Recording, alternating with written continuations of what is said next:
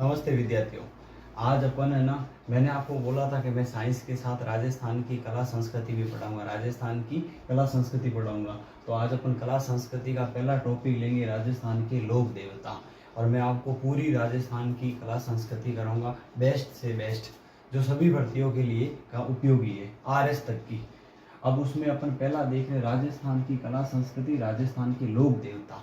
देखो राजस्थान के लोक देवता, देखो लोक आ रहा मतलब लोकल, मतलब हर किसी एरिया के अलग अलग देवता हुए।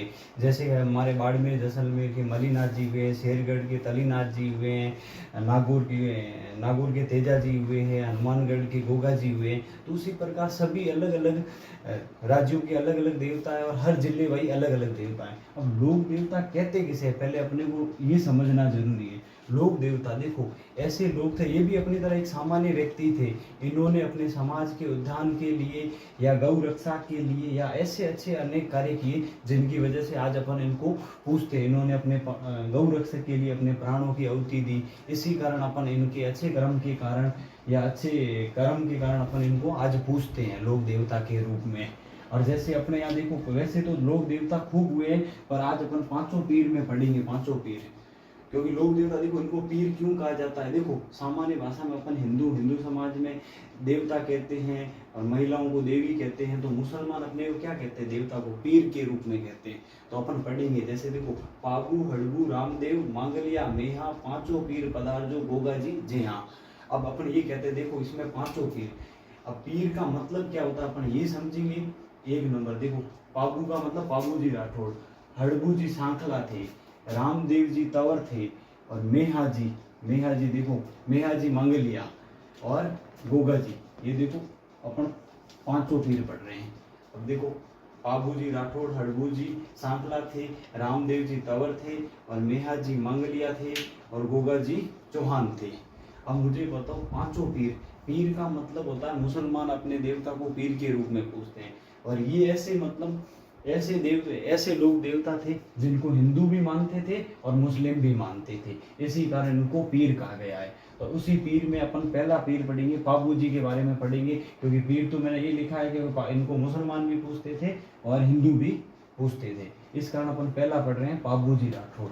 देखो पाबू जी राठौड़ का जन्म 1239 ईस्वी मतलब 13वीं शताब्दी में फड़ौदी कहाँ होता है, जोधपुर के निकट है, और वहाँ गांव था कोलूमंड में हुआ था, अब देखो वर्तमान में फड़ौदी एक नया जिला बन गया है जोधपुर से अलग होके। तो अब ये इस जगह अपने को परीक्षा में शायद जोधपुर ना देके फड़ौदी भी दे दे, उसकी अपने याद रखना गांव कौन सा था, कोलूमंड में हुआ था। इनके पिताजी का नाम धांधल जी राठौड़ था और ये राव सिया के वंशज माने जाते थे। अब कहते हैं कि एक दिन अक्सर है ना, धांधल जी जंगल में घूम रहे थे तो उसको स्वर्ग से एक परी मिली।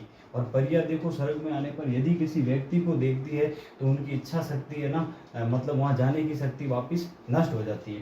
तो धांधल जी की नज़र उस परी पे पड़ी तो उन परी ने परी को बोला कि आप मेरे से शादी करोगे इस चीज़ के लिए। अब देखो धांधल जी को अच्छे लगे तो परी ने एक शर्त रखी, यदि आप मेरे से शादी करते हो तो कभी भी मेरे कक्ष में मेरी इजाज़त के बिना आप नहीं आओगे, और कोई भी सैनिक हो या कोई भी किले में जितने भी लोग रहते थे वो मेरी परमिशन के बिना मेरे कक्ष में या मेरे महल में प्रवेश नहीं करेंगे। तो धांधल जी ने ये शर्त मानी और उनसे उन्हें विवाह कर लिया, और उन्हीं का बेटा हुआ पाबू जी राठौड़। कहते हैं कि एक दिन है ना कि धांधल जी जो परी कि अपने बाबू जी को दूध पिला रही थी, उस टाइम धांधल जी कह रहे थे कि देखो, धांधल जी को बोला कि यार आप तो राजा हो कि क्या रानी की परमिशन लेनी हर टाइम। तो उसलिए तो अब देखो एक दिन चले गए धांधल जी बिना परमिशन, तो देखा कि एक शेरनी बाबू जी को दूध पिला रही थी। और वही से फिर उसी दिन रानी ने बोला कि मुझे इसी दिन का डर था कि यदि मुझे कोई व्यक्ति देख लेता है बिना, तो मेरी एक आदत है कि मैं रूप बदलती हूँ। अब देखो आपने देखा, फिर कहते हैं कि धांधल जी ने खूब मनवार की कोशिश की, मनाने की कोशिश की, पर वो नहीं मानी। और फिर इनका पालन पोषण बाबू जी का कमला दी ने किया था, तो इनकी माता का नाम कमला दी लिखा जाता है। और कहते फिर बाबू जी कहते थे कि लोक देवताओं में सबसे सुंदर देवता बाबू जी माने जाते थे, कि जितने भी लोक देवता हुए सबसे सुंदर, गोल चेहरा, बड़ी मूछे वगैरह में बाबू जी सुंदर। अब देखो बाबू जी जब बड़े अवस्था में हुए तो बाबू जी के विवाह की बात चली, तो कहते कि बाबू जी सबसे सुंदर थे, उन्होंने कपड़े वपड़े सिलाए आराम से। अब उनका देखो उनकी शादी फिक्स हुई थी उस टाइम, कहते थे अमरकोट आता था पाकिस्तान में। और पाकिस्तान में कहते थे कि पाबू जी सुंदर है, पर इनके पास एक अच्छी घोड़ी नहीं थी। और उस टाइम केसर कालवी नाम की घोड़ी देवल नामक एक चारण महिला थी, उसके पास थी। और ये घोड़ी पहले कहते थे कि जायल का राजा था जींदराव खींची मांगने गया था, पर देवल नामक महिला ने मना कर दिया था उनको घोड़ी देने से मना किया था। तो इससे जींदराव तो नाराज भी था, पर पाबू जी चले गए। तो पाबू जी कहते हैं कि धर्म बहन भी थी ये केसर का देवल नामक महिला, तो उनके पाबू जी की आग्रह पर इन्होंने दे दी। पर इन्होंने कहा यदि मेरी गायों पे या मेरे पे कोई संकट आया तो आप मेरी रक्षा करोगे। तो पाबू जी अपनी वचन दे के गए और केसर कावली घोड़ी लेके गए, और इस पे पाबू जी की बारात गई सीधी अमरकोट पाकिस्तान में पड़ता है। और वहाँ के राजा थे सूरजमल सोडा, और उन्हीं की बेटी थी। कई जगह किताबों में फूलन देव मिलता है, कई जगह सुप्रिया देव भी मिलता है। अपने फूलन देव भी रख लिया और सुप्रिया देव भी, दोनों लिखे हुए, आप देख लेना उसके अकॉर्डिंग, है ना। अब कहते हैं कि इनकी विवाह हुआ। तो उस टाइम ये कहते थे कि पुराने टाइम कहते थे कि आज के वर्तमान के समय में तो तोरण नीचे बांधे थे, उस टाइम उन्होंने मस्ती कर दी सोडा साहब ने कि तोरण ऊपर बांध दिया पोल पे। पोल होता है मेन दरवाजा, मुख्य किले का फोर्ट का मेन दरवाजा, तो अमरकोट के मेन पोल पे इन्होंने तोरण बांधा। और उस टाइम कहते हैं कि वो बाबू जी को यदि उस तोरण को मारने के लिए घोड़ी अपने दो आगे वाले पैरों पे पूरी खड़ी हो जाए तो तोरण मारे। तो इसलिए बाबू जी कहते हैं मंगनियार मिरासी, हमारे यहाँ मिरासी कहते हैं, ढोली को कहते हैं कि मदरा मदरा ढोल बजाना, मतलब धीमे धीमे ढोल बजाना, ढोल के धमाके केसर नाचती, भाई केसर नाचेगी। और जैसे ही वो ढोल बजाता है केसर नाचते हैं, बाबू जी लगाम खींचते हैं तो दोनों घोड़ी के केसर के पैर दरवाजे के मेन फोर्ट पे होते हैं, और वो बाबू जी तोरण मार देते हैं। और कहते हैं कि केसर अपने पैरों के साथ दुर्ग की 2 ईंटें भी लेके आई थी। और उस टाइम ये फिर अब जैसे ही बाबू जी फेरे में जाते हैं, और कहते हैं कि 3.5 फेरे ही हुए थे, और उसी टाइम देवल आ गई, क्योंकि जींदराव खींची उनकी गाय लेके चला गया था। और जींदराव खींची देवल आती है और बाबू जी के द्वारा वचन दिया है। फिर खूब कहते हैं कि बाबू जी को मनाया था इनके साढ़े साहब वगैरह ने, कि कहते हैं कि आप रुक जाओ, हम दूसरी गाय ला के देंगे। पर बाबू जी ने कहा प्राण जाए पर वचन न जाए, रीत सदा चली आई, रघुकुल रीत सदा चली आई।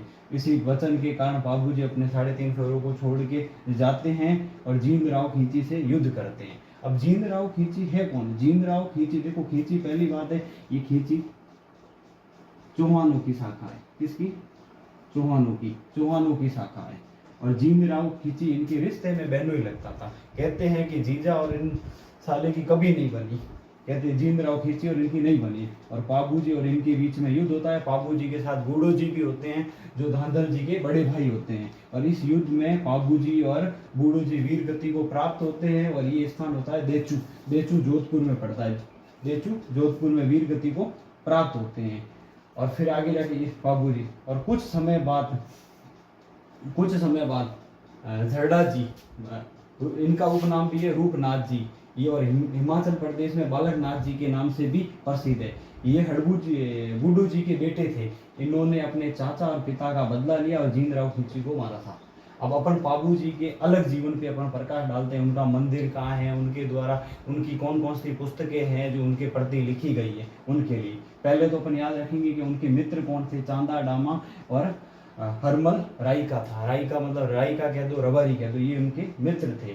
अपन पढ़ते हैं कि बाबू जी का मंदिर, देखो बाबू जी का मंदिर कोलूमंड में है। कोलूमंड कहाँ है? जोधपुर में। अभी अपन ने पढ़ा था, फड़ौदी के अंदर जोधपुर में है। और बाबू जी का मेला कब भरता है? बाबू जी ने क्या कर रखी थी? सीए। बाबू जी ने क्या कर रखी थी? सीए। अपनी इस ट्रिक से भी याद रख सकते हैं, चैत्र अमावस्या को मेला भरता है। अब देखो बाबू जी की मूर्ति घोड़े पर सवार विराजमान है। आपने अक्सर देखी होगी कि बाबू जी की घोड़ी है, बाबू जी की मूर्ति घोड़ी पे सवार बनी हुई है। और बाबू जी की हमेशा पाग यानी पगड़ी हमेशा बाई ओर की झुकी होती है।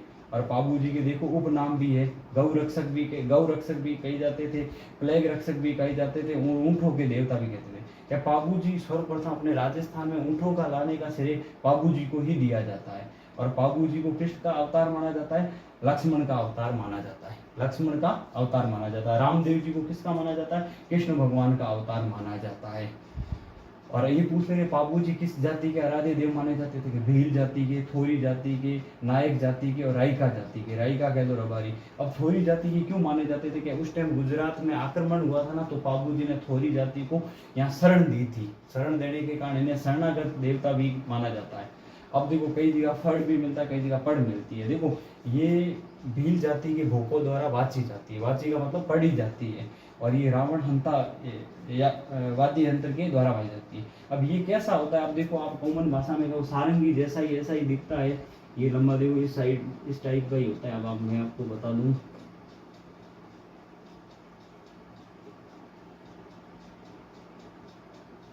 इसकी होती है, ये ऊपर तार होती है, उसके अकॉर्डिंग होता है। ये सारंगी टाइप का ही होता है। आप ये और इसके द्वारा अब पूछ लेंगे पाबू जी की लोकप्रिय फड़, सबसे लोकप्रिय फड़ किसकी है, पाबू जी की है। और ये पूछ लेंगे सबसे लंबी फड़ किसकी है और सबसे ज्यादा सर्वाधिक चित्र किसके हैं, तो देव नारायण जी की है। ये हमेशा याद रखना, लोकप्रिय फड़ है पाबू जी की और सबसे लंबी और सबसे ज्यादा कपड़े पर चित्र है। देखो फड़ होता है क्या, ये कुछ नहीं होता है, एक ये कपड़ा होता है और इस अपन कहते हैं फड़। अब देखो फड़ कहते हैं, इस पे क्या होते हैं, लोक देवता के ना, लोक देवता के चित्र होते हैं, लोक देवताओं के चित्र होते हैं। और ये भोपों द्वारा बांची जाती है और उनके जीवन का प्रतीक बताया जाता है, जीवन के बारे में बताया जाता है। अपने यहाँ पूछे कि फड़ या फड़ या फड़ का देखो कहाँ की प्रसिद्ध है, फड़ का कपड़ा कहाँ है, शाहपुरा। शाहपुरा कहाँ है, भीलवाड़ा, भीलवाड़ा में इनका। और ये फड़ किस जाति के द्वारा बनाई जाती है, जोशी जाति के द्वारा, जोशी जाति के द्वारा। और पूछ ले कि फड़ के लिए प्रसिद्ध कौन है, लालजी जोशी, लालजी जोशी, लालजी जोशी फड़ के लिए प्रसिद्ध है। और आपको पूछ ले कि भजन, भजन में पावड़े और वाद्य यंत्र कौन सा है, माट। इसको अपन ये भी लिख सकते हैं, माट, माट। ये कुछ नहीं होता ऐसा, देखो मटकी की टाइप का होता है और इस पे है ना खाल चढ़ा दी जाती है। और ये खाल होती है कोई भी बकरे की चमड़ी की खाल, और इससे बजाया जाता है हाथों से, तो इसलिए। और इनका नृत्य कौन सा होता है, थाली नृत्य। अब देखो पाबू जी के कुछ बारे में ग्रंथ भी लिखे गए। पाबू प्रकाश ग्रंथ किसने लिखा है, आसिया मेड़ा जी ने लिखा है। बिट्टू सूजा ग्रंथ, पाबूरा छंद किसने लिखे हैं, तो ये बिट्टू मेहा जी ने लिखे हैं। पाबूरी बाता किसने लिखी है, लक्ष्मीकांत लक्ष्मी कुमारी चुंडावत ने लिखी है। पाबूरा दोहा किसने लिखा है, लगराज ने लिखे हैं। अब ये ऐसे सारी कहानी, मैं मानता हूँ इससे बाहर कुछ भी नहीं जाएगा, चाहे कितनी से बड़ी आरएस तक की भर्ती हो, इससे सारा सारांश मैंने आपने लिखा। आप एक बार वीडियो को देख लेना। और ये शॉर्ट नोट्स मैं इसीलिए तो लिख के लेके आता हूँ ताकि आप आसानी से इसको नोट कर दो। और ये 4 ग्रंथ भी लिख देना ताकि इससे बाहर कुछ भी नहीं जाएगा। और ये भी इम्पोर्टेंट है, इससे भी एक प्रश्न बनता है। और आगे जाके अपन अगला टॉपिक रहेगा अपना हड़बू जी पढ़ेंगे, फिर रामदेव जी पढ़ेंगे, फिर मेहा जी पढ़ेंगे और फिर गोगा जी पढ़ेंगे। और मैं आपको बता दूं कि रामदेव जी हड़बू जी मौसेरे भाई भी थे। हड़बू जी सांखला जाति में आते थे, सांखला पवार या परमार वंश की शाखा है। रामदेव जी तंवर में आते थे और मेहा जी मांगलिया।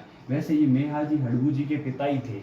मेहा जी कौन थे, हड़बू जी के पिता ही थे। इनका जन्म बापेणी जोधपुर में हुआ था और मांगलियों में इनका रिश्ते ननियाल था। और मांगलिया वैसे सिसोदिया वंश की शाखा है, तो ननियाल में होने के कारण इनका लालन पालन ननियाल में होने के कारण इन्हें ये मांगलिया लगाते थे। बाकी ये मेहा जी हड़बू जी के पिताजी भी थे। और फिर गोगा जी पढ़ेंगे, गोगा जी चौहान थे। अगला, अगर यदि आपको वीडियो पसंद आया है, अगला सेकंड पार्ट अपन कल मिलेंगे। ज़्यादा से ज़्यादा शेयर करें, सब्सक्राइब करें। धन्यवाद।